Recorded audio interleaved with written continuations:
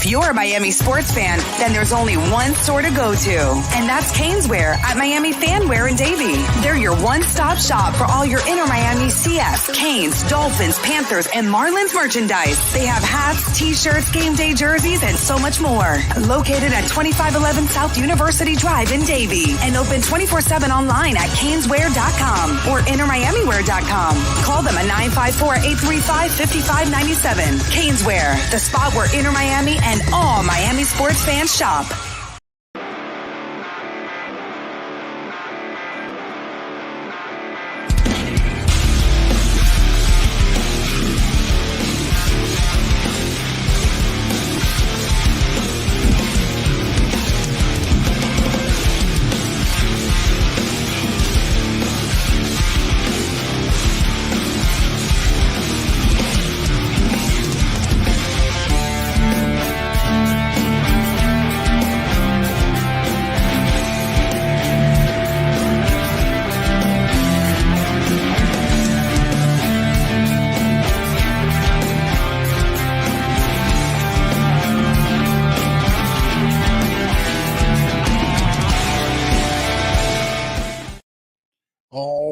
NXT off the air, and a surprise at the very end.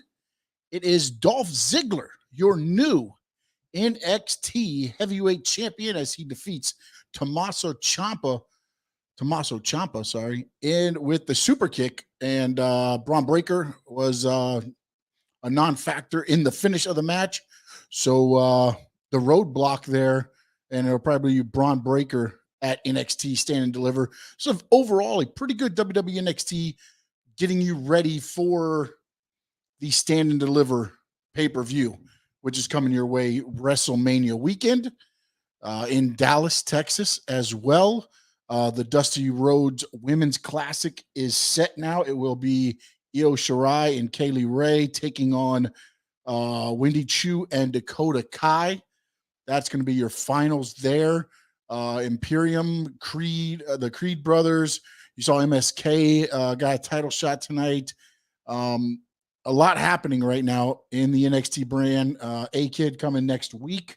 We'll get to see some of him. Carmelo Hayes announced there'll be a ladder match at NXT Stand and Deliver for his North American Championship.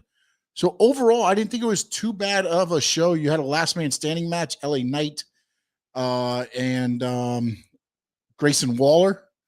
I thought it could have had a better ending. I understand what they did there with Grayson Waller, but I still believe that LA Knight deserved better in this feud. We'll see what happens. Maybe they go to a cage match or something at NXT Stand and Deliver. We'll see where they go from here. But overall, I thought NXT it delivered on what it needed to tonight. No craziness. The last man standing match you had and things like that. But overall, just getting you ready for the Stand and Deliver pay-per-view. You got Wendy Chu and Dakota Kai getting some help from the NXT Women Tag Team Champions, Toxic Attraction. And now Raquel Gonzalez is out. You saw Cora Jade attack Mandy Rose. So I think they're going to set something up possibly there as well for Stand and Deliver. So that WrestleMania weekend, and I'm not even talking about the shows that are outside of the WWE realm. That's going to be fantastic there in Dallas, as it always happens every WrestleMania weekend. All your indies, Impact usually does something. Ring of Honor usually does something. They are doing something. I don't know what's happening with the whole Tony Khan instant. With everything there, and now that he's involved with Ring of Honor, but we will see what happens. But overall, WWE NXT, you know what? I mean, overall, the product delivered. It delivered what they needed to do here tonight on the program. I did find it odd, though, that they decided to put the belt on Dolph Ziggler. And I thought Dolph Ziggler and Bobby Roode, I think their talents mix better in WWE NXT. Their work rate goes better with the NXT work rate than it does with Raw and SmackDown to me. They like to get in there and go, go, go. and that's something that doesn't happen on Raw and SmackDown. So I like the fact that Ziggler gets in there. I didn't think they deserved a title, though. When you look at the way it went down there tonight, I don't know if I agree 100% with putting the title on Dolph Ziggler. But again, you're heading into NXT Stand and Deliver. Braun Breaker now will be chasing the title, which, again, you'll get more people behind him. And I think this is just to build Braun Breaker up. I doubt you get a triple threat at Stand and Deliver because, again, Tommaso Ciampa took the pin. So I think you get the champion putting in his rematch clause, and you'll get Dolph Ziggler against Braun Breaker at NXT Stand and Deliver. I think you can get Mandy Rose against Cora Jade. I think you'll end up getting the Creed brothers against Imperium. You'll probably get LA Knight and Grayson Waller in some other type of match. I think they're going to do the Dusty Rhodes Classic finals before the Stand and Deliver pay-per-view, so you'll get the winner of that to take on the women's tag team champions. So Stand and Deliver is going to shape into a pretty good card for the NXT 2.0 brand. And I think it's going to check all the boxes. Again, I don't like the fact that they put the belt on Ziggler, a main roster guy. I thought that was a chance to put Breaker over and make him look, I guess, like an unbeatable champion. But then when I think about it, now that I'm talking this out, who on that roster right now is Braun Breaker? Who's the next opponent for Braun Breaker right now? Does anybody stand out to you? Maybe it's not Walter anymore. What's it, Gunther? Maybe Gunther, if you want to throw him in there, but you want Braun Breaker against Gunther with no build. So I think ultimately you're going to see Dolph Ziggler with the belt and Braun Breaker take it off of him at Stand and Deliver, and he'll get that moment in front of the crowd in Dallas, a large crowd in front of Dallas. In Dallas, you'll probably get Rick Steiner there. They'll do the whole thing like they did at NXT when he won the title. They'll have Rick come in, and it'll be a whole little reunion there as well. But it will be interesting to see. But NXT is really probably, again, I thought it was the more exciting brand when they had the Adam Coles, the Undisputed Eras, and everything like that. But now they're slowly building up these guys. But I wonder how long Braun Breaker, you saw him on Raw last night. That is a guy that Vince will get up onto the main roster, and he'll be off the NXT roster before you can even know it. Maybe that's why Ziggler got the title. Maybe Breaker's off and he's going to Raw now to be on the main roster. And the same with Ciampa, Maybe they end up moving them up. But then if Dolph Ziggler's your champion, you can kind of have chemistry and make a new feud leading into your Stand and Deliver pay-per-view. So we'll see, because a lot of the dirt sheets and a lot of your Sean Ross Sapps, the guys that I kind of listen to on Twitter and things like that, say that the fact that once Vince McMahon sees Braun Breaker on a main roster, NXT will never get him back. And ultimately, the title gets taken off of him the day after he appears on Raw. They might be 100% correct. So now we see where we go next week. They've already listed some matches for next week. You've got A-Kid making his debut. There's quite a few things happening in NXT, and I think right now, maybe because Vince is not maybe in the day-to-day of, I think maybe he's letting somebody else do some of this stuff. Right now, it's the more exciting to me. I thought Raw yesterday was very good, and the ratings showed it. It jumped up to a 1.7.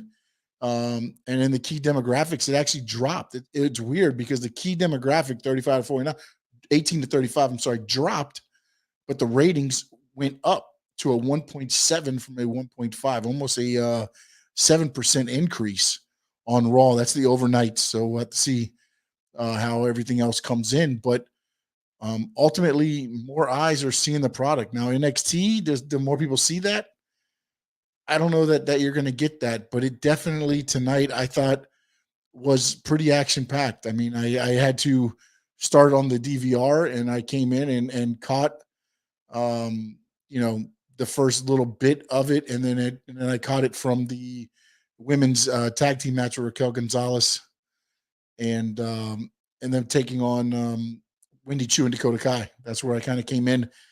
And overall, I thought, again, I like what they did with Raquel Gonzalez. They took her out of the match, injury to the knee, attacked by the tag team champions. So you kind of eliminated them without having to, you know, she did get the pin, but it's because her knee gave out. So you kind of did a work to get her, that team eliminated, because I was wondering how they were going to go with Raquel Gonzalez because she was always pushes the monster. She got cheated out of the championship, and now we'll see. Maybe somehow she figures back into this title picture. Maybe at Stand and Deliver, it'll be a triple threat with Cora Jade, Raquel Gonzalez, and Mandy Rose. We'll have to see. Again, there's so many ways they can go with some of this stuff. I did like the Carmelo Hayes, as I said, 4 openings in a ladder match for the North American title. Those matches will start next week, and it'll lead up to Stand and Deliver. And this is one of the pay-per-views, and I'm trying to see what exactly day the Stand and Deliver pay-per-view is going to be, because I thought they said Saturday, but I don't know if it's going to be in the morning. Maybe that's what they're going to do. They're going to do like a afternoon and then an evening with WrestleMania, because WrestleMania is Saturday and Sunday. We'll see what they got here. The Stand and Deliver is actually April 2nd. It is April 2nd from the American Airlines Center. See if they got a time here. Let's see if they got a time. I don't see a time here.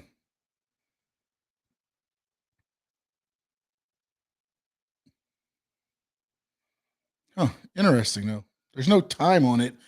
So I'll have to check. Oh, 12. It's at noon. Sorry. Wow, didn't even see the poster right there, right in front of my face. Good thing it wasn't a snake that bit me. So April 2nd at noon, NXT Stand and Deliver will air from the Airlines Arena, American Airlines Center, I'm sorry, in Dallas, Texas. And then WrestleMania will be that evening. So again, this card's starting to take shape. They got Gunther on the poster, Carmelo Hayes, Braun Breaker, Mandy Rose, Cora Jade. Can't tell who the other two are, but though they are front and center on that poster. So you got to figure maybe Gunther figures into a title match. I didn't see anything with him this week leading up. The only thing I saw was Imperium and the Creed brothers.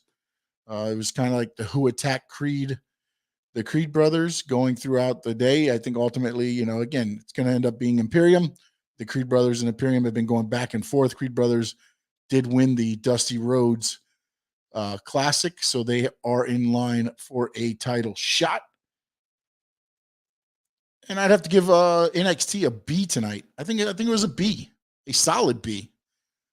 The action I thought was pretty good. The change at the end with Ziggler was a big surprise. Did not expect that. It looked a little weird too, because the 3 count was kind of like, it was 1, 2, and I didn't know if Ciampa was kicking out and the 3 count hit, or if it was just a 3 count for the pin, and everybody's acting surprised, but ultimately you did see it go up, and new NXT champion Dolph Ziggler. So obviously the production crew was in on it. So obviously not a big, huge mess up there. Tony Zagales, what's up, Sean? AEW Revolution was great. Tony, what was your favorite match on there? What was your favorite match, AEW Revolution? And everybody that's listening right now, go ahead, throw it in the chat. Your favorite match at AEW Revolution. I want to see how many different comes across, because I agree with you, Tony. I thought it was a great pay-per-view. I thought it very much delivered a tad bit long, but overall, I thought it accomplished everything that it needed to. I thought maybe the next time, maybe they move, Jade Cargill, I thought maybe could have been a buy-in match. That match didn't get off the ground, I think, the way they possibly wanted it to, her and Ty Conte. But overall, I agree with you. The interesting thing, Britt Baker, Thunder Rosa being reported, that finish went back and forth, changed for like 3 straight weeks. They were going back and forth on what they were going to do. And the interesting thing is she may get her rematch in her hometown, Thunder Rosa's hometown, the rematch. So look for them to that's probably why Britt Baker kept the title at Revolution, to drop it to Thunder Rosa in her hometown on AEW Dynamite. That's going to be one of the upcoming big matches there. Again, drop them into the chat. AEW Revolution, what was your favorite match that you had on that card?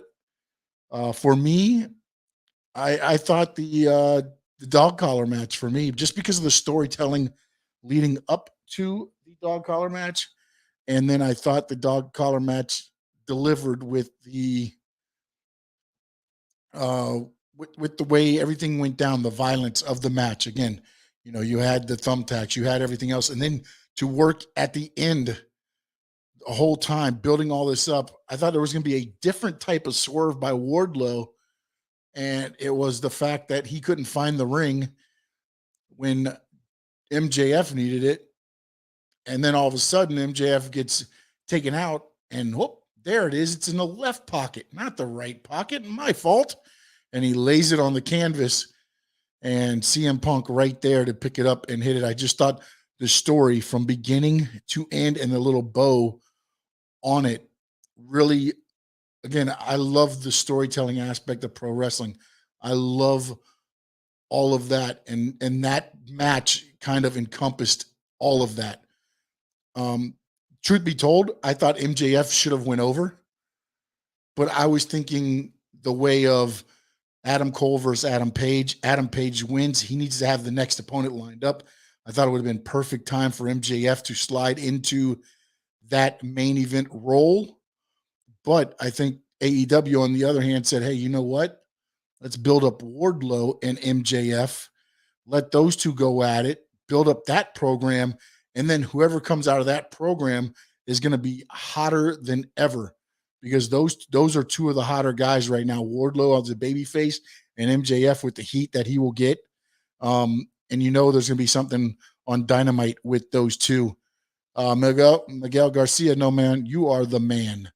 Don't forget, we're coming to you live right now from the OK Coin Studio. It is Squared Circle Digest. I am Sean Stanley, the OK Studios, Miami Gardens. Tony said, you're right. I think the dog collar match was the best. It was rumored that Wardlow was turning. Yeah, I had heard that, but I'd heard that for so long. And to me, I thought they started building to it on that Dynamite when Sean Spears hit him with the chair and he grabbed the chair, and then he kind of put the chair down and Spears was eyeing the chair. It looked like he was going to maybe try to hit him from behind possibly, but nothing kind of materialized. So I thought it was going to be a very slow build. And I found it odd that all of a sudden now at the pay-per-view, the big kind of turn there that quickly with Wardlow. I thought the triple threat match also was pretty good, the tag team match. And again, this is just me. I honestly thought, I didn't think Jurassic Express was leaving with the titles. I thought Red Dragon would win the titles somehow. Again, this is me, in Wonderland, thinking through the whole show. My thinking was Adam Cole comes out, accidentally on purpose, costs Young Bucks. Red Dragon ends up winning the titles. Fast forward to the main event, Adam Page against Adam Cole.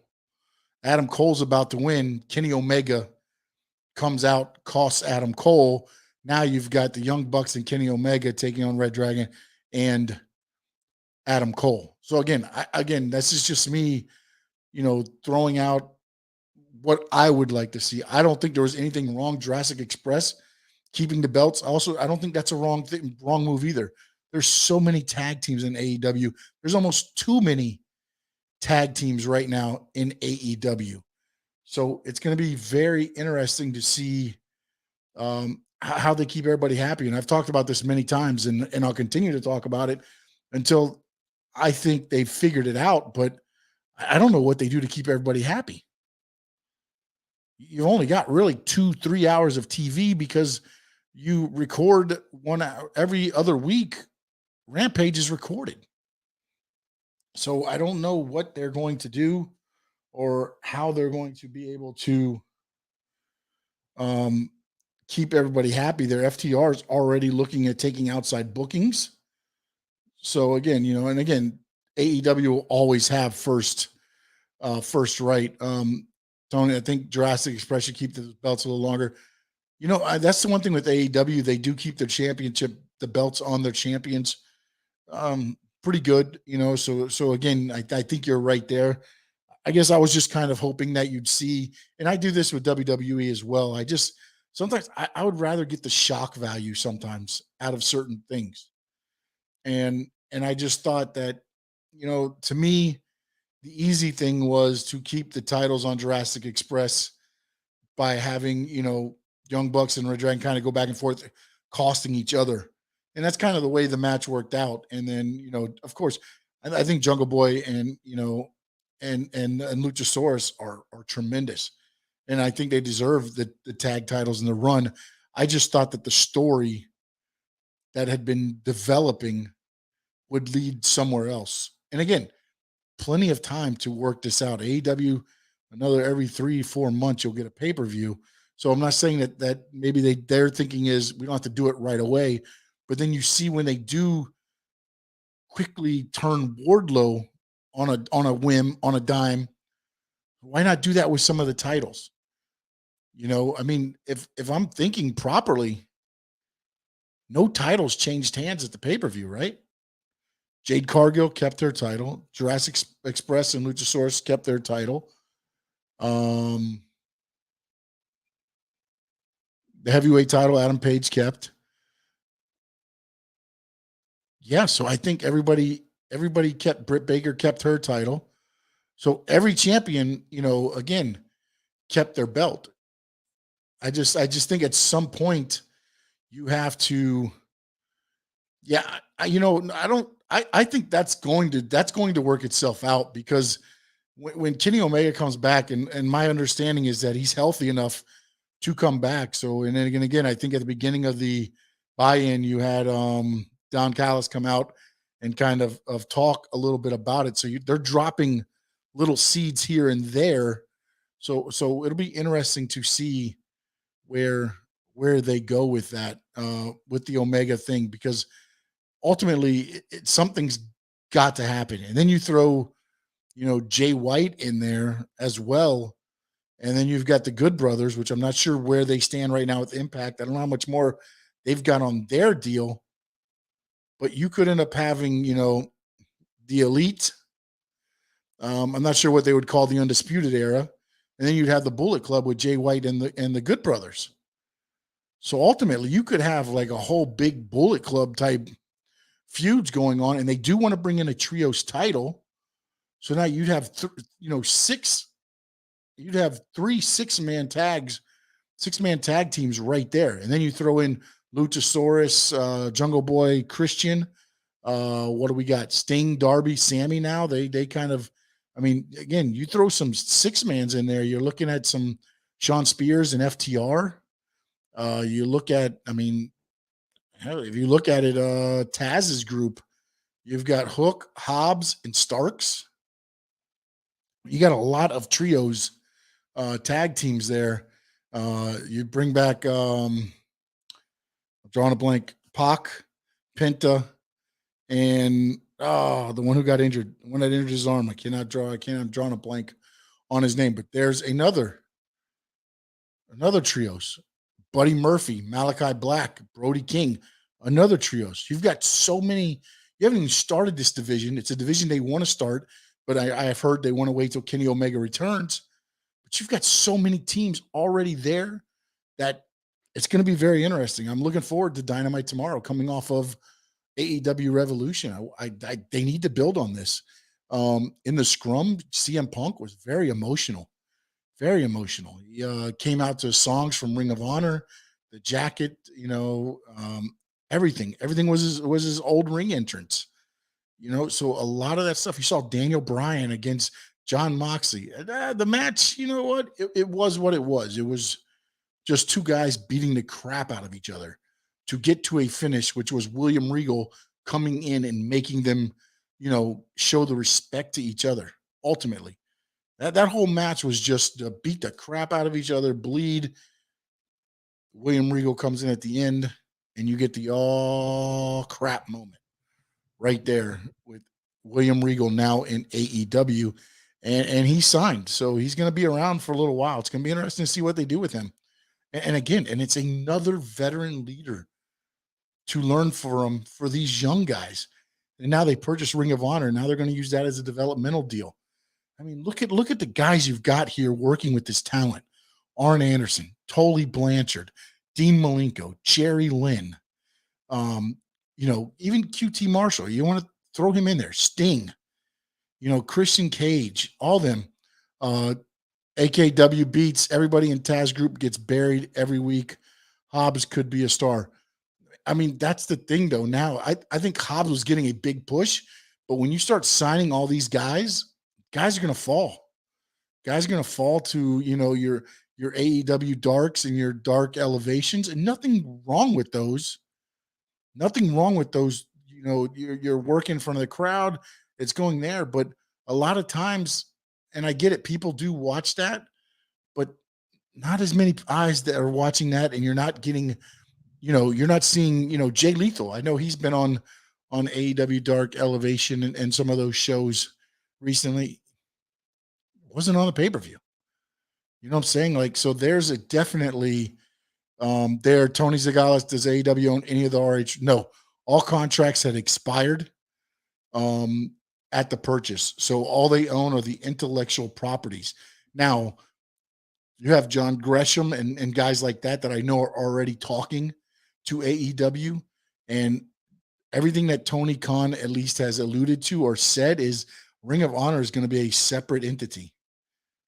So he wants to run that separately than AEW, except he also wants to use Ring of Honor as a developmental type like NXT is for Raw and SmackDown. They just bought 3 letters. No, what they did was they bought the library. That's what they wanted. They wanted that library. That library is expansive, and it is the careers of CM Punk. It is Colt Cabana. It is Jay Lethal. It is Tyler Black, which is Seth Rollins. It is John Moxley. It is Sami Zayn at the time, El Generico. It is, you look at those guys, Bryan Danielson at the beginning of his career. That's what they bought. That's what they wanted. And CM Punk said it best at the scrum when he said he was, and I'm going to paraphrase this. So if you get a chance, I retweeted this out, but he said he was happy that Vince McMahon didn't get it so he could put it on Peacock, and the guys don't get anything from it. The boys and girls in the locker room don't get anything from, they make peanuts on that when they put that up on Peacock and stuff like that. So that extensive library, which I think ultimately, again, I think AEW ends up going to a streaming service. How they do the streaming service and all that, I'm not a businessman to understand 100% what they need to do, but they need to figure out a better way than what Vince McMahon and WWE did. By, the WWE Network was $9.99 a month. You've got to be able to get some type of money paid. Look, you can get $9.99 a month. You can get all of the, your old shows, your whatever. But I think pay-per-view should be an additional, I'm not saying you got to break the bank, but an additional $20 a pay-per-view. And I think people will pay that. If you're paying $9.99 a month, and then every month or every 4 months, depending if you're watching AEW or WWE, you got to pay an additional $20 if you want to watch that pay-per-view. If you don't, then you know what? And then ultimately what happens is Do like they do on these other streaming networks, HBO Max and everything else. 2 to 3 weeks after the pay-per-view, release it. Then they can watch it for free, or for the $4.99, $9.99 they're paying a month. Then you can watch it there. But there's got to come some kind of balance with this, because Peacock $4.99 a month, man. You're getting WrestleMania, you're getting all this stuff. Those guys and gals are not making anything off any of that. And again, they used to make so much money off pay-per-views and stuff like that, and that's gone. Tony's got, yeah, that's what Vince did with ECW. Yeah, pretty much. But the one thing that I think Vince missed the boat on was they didn't capitalize on a lot of that ECW stuff when the ECW originals were there, to where he could have done more. Yeah, they threw out the ECW one night stands. They did a couple specials.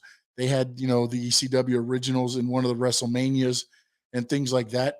But if you could have done, a sit down with Tommy Dreamer, Paul Heyman, Sandman, whatever, like they do the little dinner with three that they do all the time. If you would have done that with ECW, the eyes that you would have gotten on that at that time when they were hot. Now, and again, people still love ECW, don't get me wrong.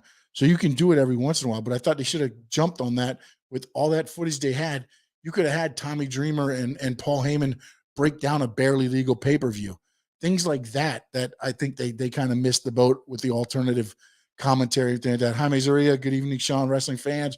Remember to smash the like button. Yes, please, please, please smash that like button. Get the algorithms going. Ken Sean, hey, everybody, hope you all having a good night. Always a good night, Ken Sean.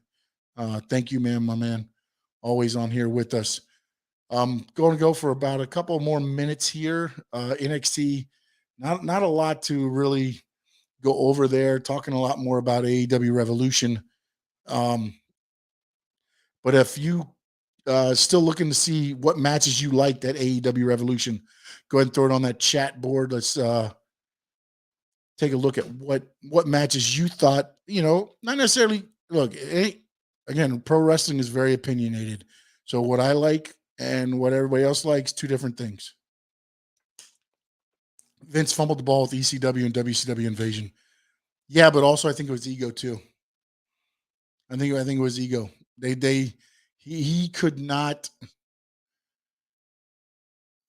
I think what would have been best possibly is for the longer run of ECW and WCW to kind of start, kind of destroying WWE, but Vince couldn't let his baby get destroyed.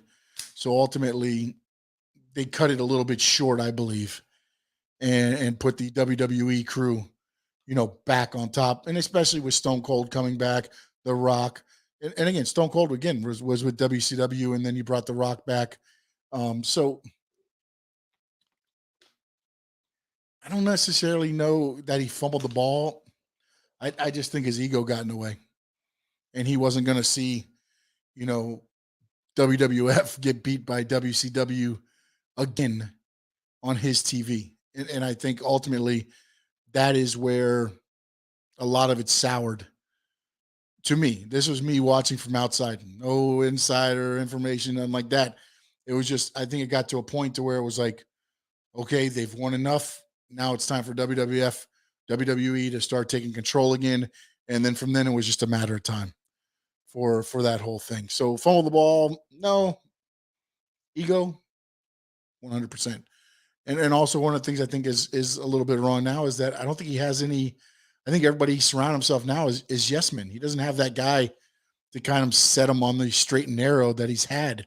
Your Pat Pattersons, your Blackjack Lanzas, your, however you want to look at it, Gorilla Monsoons, things like that. I just don't think that person is there right now to kind of be that.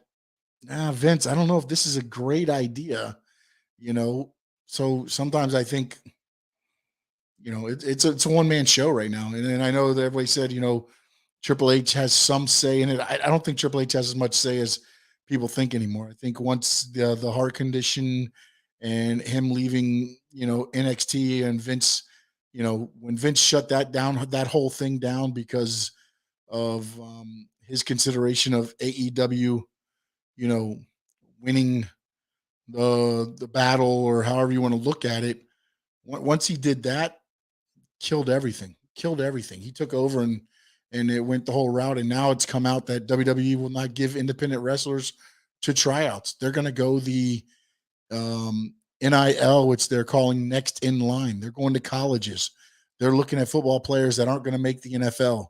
They're looking at, athletes that are not going to make it at pro in their sport, but are good athletes. And they're going to bring them in and they're going to train them at the Performance Center or at NXT. And those are the that's the talent you're going to get. Problem is with Vince is a lot of time is everybody gets cookie cutter. Everybody starts looking the same. You don't have that one guy that looks like Kevin Owens. You don't have that guy that's Sami Zayn. Like I honestly didn't think that he would re-sign them. And I don't know what he re-signed them for, but they don't fit the mold of Vince McMahon. WWE isn't a wrestling company anymore. It's mostly entertainment now. No, it's 100% entertainment. When you get $55 million every time you go to Saudi Arabia, you're an entertainment company. That's why they changed it to World Wrestling Entertainment. Because Vince knew that as a wrestling company, they weren't going to make the money that they would make as an entertainment company. That's why they did the music, the TVs. When Rock first started making movies, who was executive producers on those movies? Vincent Kennedy McMahon. That started all the balls rolling and all that stuff. That money gets put back in. They start WWE Studios. You get the Marine out there. And I get it. Those movies are terrible. But the star power of your John Cena's, your Randy Orton's, things like that's what it's all about. It's about getting that talent out there to different eyes because people are going to go watch a movie just because John Cena's in it. They're going to go watch a movie because The Rock's in it. They're going to watch a movie because The Miz is in it or whatever. They're going to go watch it. They're going to give it. Kane even did a movie, the horror movie, So I think they bluffing if AJ Style type comes up in the indies, they will go after him. Yeah, no, look, man. I think if Vince can see somebody can draw them money, he's probably going to go for it. Look at the whole thing right now with the whole Cody Rhodes thing and everything like that. They're talking about, there's a lot of talk that they want MJF, that they want Wardlow. Those are guys that came up through the indies as well. So ultimately, I don't think that they're going to go away from that 100%, but you're going to have to wow them and knock their socks off. They're not just going to give you the chance to come up to NXT and wow them there. You have to wow them and show them that you can make them money on your own dime. They're not going to pay you anymore to show them. You're going to have to go out and show them on your own dime that, hey, Vince, look at me. I can make you money. And that's where I think they're not going to go the independent route anymore. Whereas with the athletes coming out of college, they're going to put a little bit more money behind them and things like that with the next in line. Gable Stevenson, I think that's his name. He just won another national championship. So he's ultimately going to end up coming in to WWE. I think another class will come right after WrestleMania. This last class, they had a couple gymnasts, a volleyball player, basketball player, and I want to say a lacrosse. I believe they were the last class that just came in. So they're getting athletes, from all around, but all of them have kind of that same build. And the one thing that you're seeing that I think ultimately the build they're gonna want everybody to get to is Braun Breaker.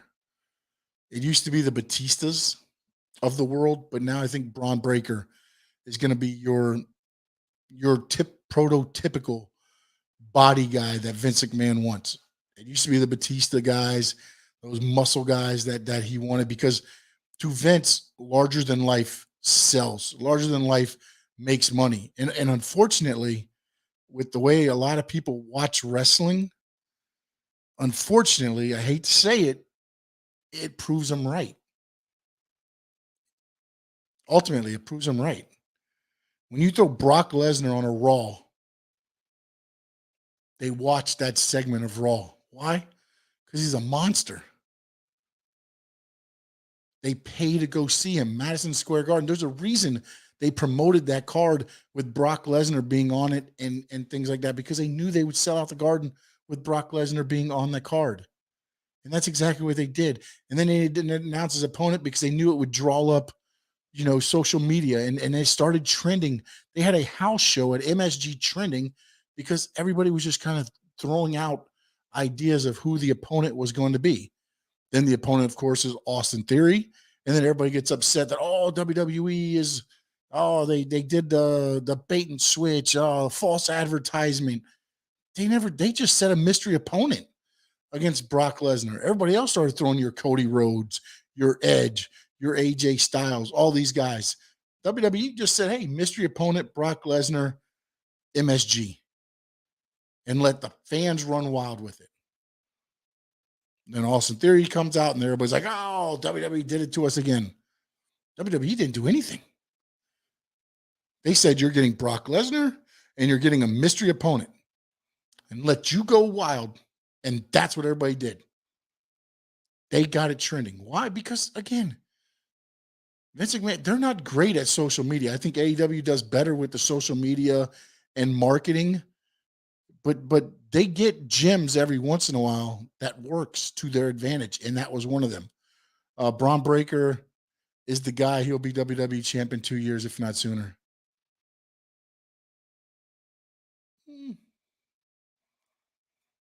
I don't know. I don't know about that. I think he'll be on the main event level. I think that 100%. I don't know if he's going to be the champ. And I say that because I still think Roman's going to be up there. I still think you're going to have Lesnar. I think you're still going to have Drew. I think you could start throwing Sheamus back up there. I think you're going to have some guys that are going to filter back up toward the top of the card. Big E, I hope, gets an opportunity to get back up there. Whereas I think Braun Breaker will have to start working his way up. Give me a couple months. Let me see what they work with Braun Breaker, and let me see if he sticks with Raw, AKW beats. Let me see a few months of what they do with Braun Breaker. I mean, yes, they're pushing him to the moon in NXT, but I want to see what they do once they bring it to the main roster, because everybody knows what happens in NXT kind of stays in NXT, because when you go to the main roster, for some reason, everything just starts over. I mean, take Keith Lee, right? Karrion Kross. I mean, those two guys, if you would have asked me from their time in NXT, I would have said they probably would have been champions by now. And neither of them have, well, they're both gone now. I mean, what am I talking about? Keith Lee's in AEW, and neither of them did anything on the main roster after such great NXT runs. To me, I mean, hell, he freaking gored Adam Cole into the fans. Keith Lee did at one time. So, potentially, yes, he could be a champion. I don't know. Give me a couple months, AKW beats. Let's touch back on this subject in a couple months. Bradley S says, sorry if you touched upon this already, but obviously this will be a short reign for Dolph. Do they resolve this at Stand and Deliver as part of a vacated title and do a tournament type thing? No, I honestly think I kind of spoke on this when I saw Dolph Ziggler and Robert Roode go down to NXT. I think NXT fits their work rate better than Raw and SmackDown. I think Ziggler fits in with the NXT work rate, a faster, more action-paced style. Same with Robert Roode. So I think you'll see him keep the title. I do think he's going to lose it at Stand and Deliver, but I think they put it back to Braun Breaker with this. The only thing that I question on this is the fact that is this them moving Braun Breaker up to the main roster, to Raw or SmackDown? Now, if that's the case, it'll be interesting to see who they put Dolph Ziggler at Stand and Deliver against, because I don't think you bring Braun Breaker in to have him lose to Dolph Ziggler. So maybe they do another triple threat where they throw Braun Breaker in and then possibly somebody else, and then maybe you drop the belt off of that ultimately, but I don't believe that you're right. Ziggler is only going to be, a short reign. I think this is only a short reign, but I hope ultimately they end up leaving him on NXT and maybe he gets the title back and they do kind of a back and forth with a belt or whatever, because I think Ziggler can be that lead guy and Rude also in NXT to help a lot of the younger guys, just like Ciampa is right now, Roderick Strong, those guys kind of leading some of the newer guys around and getting them through the matches. Carmelo Hayes, another one that's got some good experience that can help out some of those guys that might get a little bit lost during some of the shows. Oh, Last Legend also was on there tonight with Nikita Lyons, and I just thought it was is a they need some work. They need some work. They need some work before they do anything else with those two. I personally believe that whole arguing back and forth and everything, like if you're not going to yeah, Ziggler won the title. If you're just tuning in now, Dolph Ziggler is your new NXT World Heavyweight Champion. He pinned Tommaso Ciampa in the triple threat match. I thought at first it was almost a botched finish, but it appears that it was 100% the way it was supposed to go. So there is that. AKW beats. He's going to be the guy. Who's going to be the guy? He's going to be the guy to unseat Roman Reigns. I would book Cody to beat Roman if I was in charge. At this moment, I don't think I'd beat. I don't book anybody to beat Roman right now. Not right now. No way. No, not with the role that he's on and the way that he is orchestrating the crowd with the acknowledge me and everything right now. He has that crowd eating out of the palm of his hands. I think at WrestleMania, you're going to end up seeing he's going to end up unifying the titles. It's going to be, um, to me, it's Roman's show. It really is right now. I've heard ultimately they want to get The Rock into WrestleMania 39, whether that happens or not, whatever. But at this point right now, at this WrestleMania or for the remainder of this year, unless something drastically changes on SmackDown or Raw, there's nobody up there, including Braun Breaker in NXT, and definitely not Cody Rhodes. I'm bringing in to beat Roman and put out this fire that you've started with Roman Reigns for the last year and a half, 2 years. There's no way. Bradley S., thanks for the super chat, my man. I personally find both LA Knight, Carmelo Hayes, and Grayson Waller to be more dynamic and interesting than Braun Breaker. Great gimmicks, in my opinion. Yeah, Carmelo Hayes is just such a tremendous athlete. LA Knight as well. And they got the gab. Grayson Waller works that squirmy little heel that you just want to kick his ass. He works that so well. And I thought tonight, not that I cared a lot for that finish, but I thought the way they worked the finish where he just kind of laid over his bodyguard and the bodyguard climbed up and then he got to his feet to win the match. I thought that was the squirmish little heelish way that Grayson Waller would somehow escape that match. But I wish, again, I don't know where they're going with this. Maybe possibly you see a cage match at Stand and Deliver with LA Knight and Grayson Waller. So it will be interesting. I agree with you on the Roman Reigns thing. I was just trying to create new stars. No, I agree, but I think you can do that. And this is the part where I think WWE kind of gets narrow-sighted on some things is when they go one thing, it's the focus is on that person. And right now that focus is on Brock Lesnar and on Roman Reigns. And then if you look at the women's side, it's Charlotte and Ronda Rousey. So you see that, and then they throw the celebrities in there. You got McAfee against Austin Theory. You've got Logan Paul and Miz against the Mysterios, right? Now, today at 12 o'clock, Stone Cold accepted KO's offer, so he will be at WrestleMania. And he's like, you can call it the KO show, you call it whatever, I'm coming to kick your ass. So we'll see where that leads with Stone Cold and Kevin Owens. So you're starting to get those names, the the different names are starting to focus. We'll see how they start. Edge is starting to get some good, the narrow sightedness looks like it's starting to stream out. But also, when you look at that, Roman works with the creative of Paul Heyman and Brock Lesnar on that feud. Edge, I'm sure, is involved heavily in the match with AJ Styles, as I'm sure AJ Styles is, in there. I'm sure Stone Cold is going to have a lot of say on what happens with him and Kevin Owens, So those matches kind of don't have to have that WWE spotlight on it as far as, the marketing and everything, because I think those matches sell themselves. So it'll be interesting to see what they have. AW Beats. Thank you, my man, for the super sticker. Bradley S, another super chat. Do you think Dolph winning is a further sign of the brand blending that is likely to happen after Mania, with even NXT creeping in the main roster? I think you're going to see some guys elevated. I think Vince killed NXT, and that's always going to be developmental now.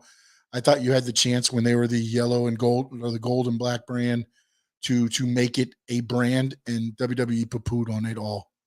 They couldn't have had any less interest in making NXT into a third brand than just words.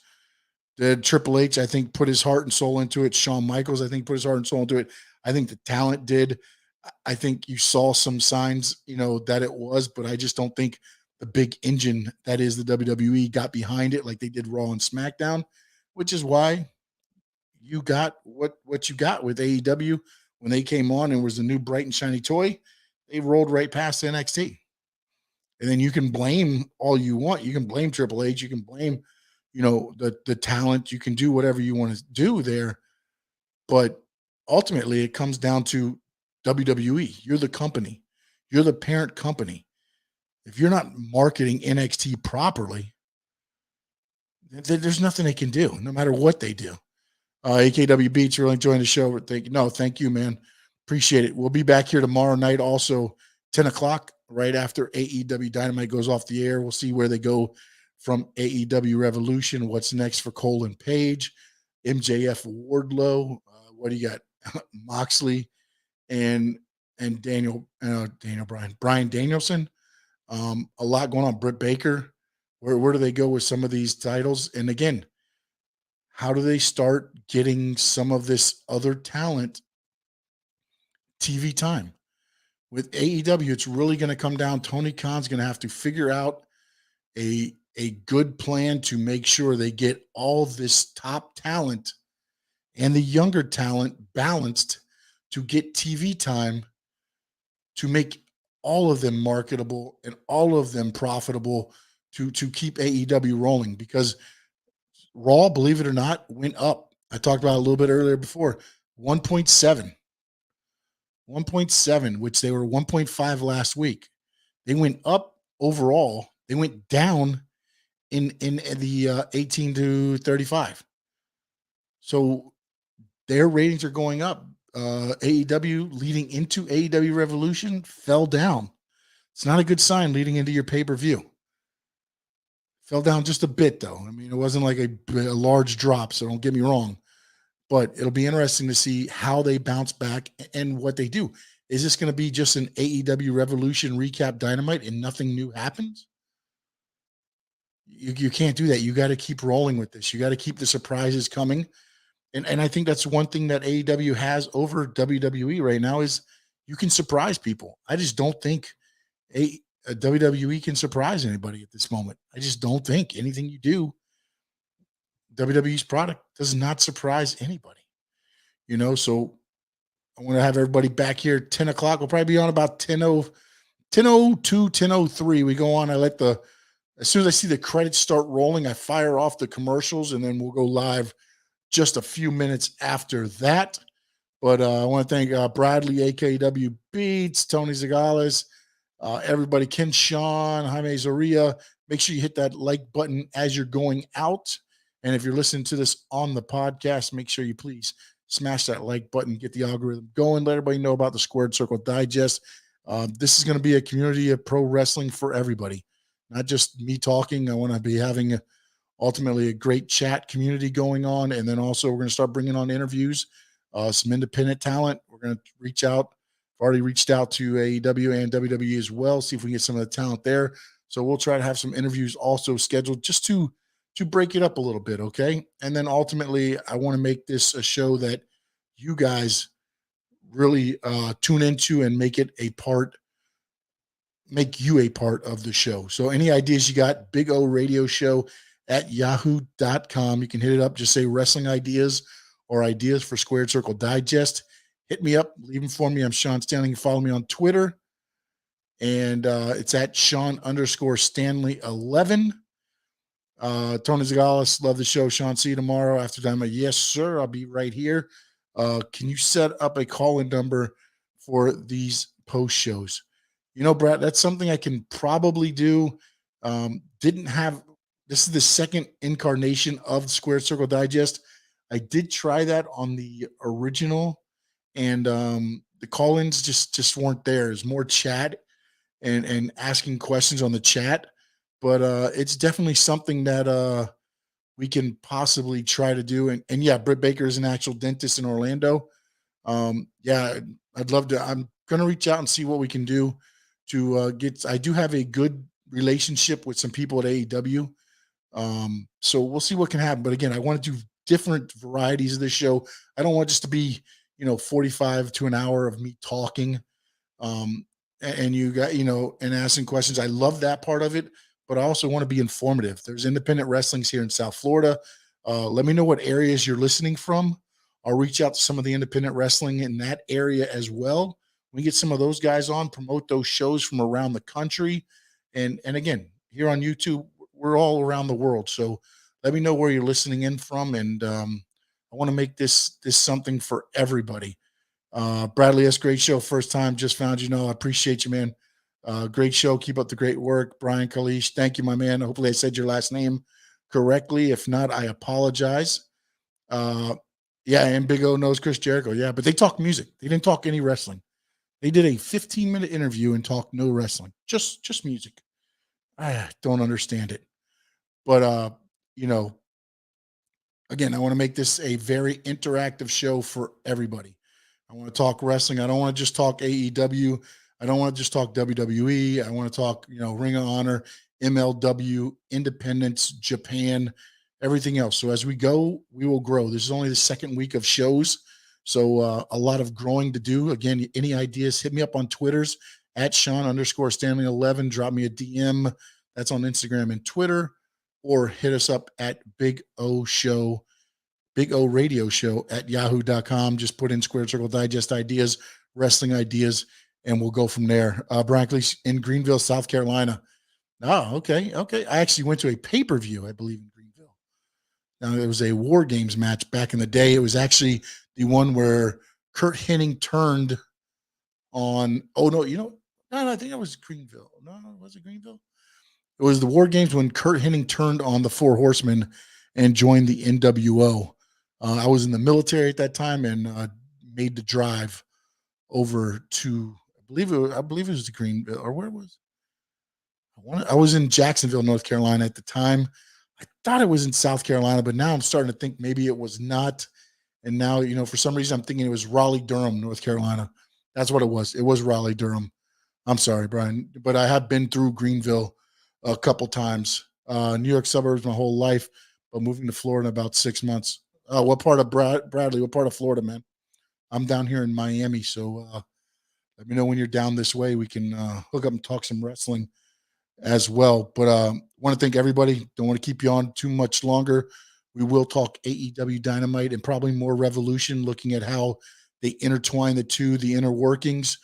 For the ones just tuning in a little bit, let me just real quick give you a little bit about myself. I was an independent wrestler here in the South Florida area for 14 years. You can see some of the pictures. Where am I at here? You can see some of the pictures right over here. It's right there. You can see some of them there. And went to Peru and some other things. So I have a little bit of knowledge in a lot of the workings of pro wrestling and the business side. Do I know everything? No. Am I opinionated? Yes. I want everybody to be opinionated. I want everybody to have a respected opinion on here, and that's what the show is going to be about: respected opinions, because that's what wrestling, and that's what makes wrestling so great. So many people can have so many different opinions on one thing, with different opinions on one thing, and still be able to sit here and talk respectfully to each other. Bradley S. Jacksonville, St. Augustine area, good deal. AKW Miami, okay, boo, good deal. That's awesome. AKW beats. Bradley S. Sorry, Sean, but do you recap Raw and SmackDown as well, and pay-per-view events, post shows, bro? I do. We do Raw, we do NXT, we do AEW Dynamite, we do SmackDown, and as we're doing the SmackDown, we are watching AEW Rampage live. I did a pre-show. Well, I was going to do a pre-show before the Revolution pay-per-view, but the power in my house was actually taken out by balloons hitting the transformer outside. But ultimately, I would like to do pre-shows. I don't know about post-shows. Some of them run late. If there's people interested and they would, hop on a post-show, I would have no problem doing that. But for instance, the AEW, after the media scrums, it was almost 2:30 in the morning before the AEW media scrums and everything was over for that. So that's a little bit of reason why I don't really do the post shows. But ultimately, we're going to do every wrestling show. We're going to do that. Ultimately, I want to talk MLW, Impact, everything else there too.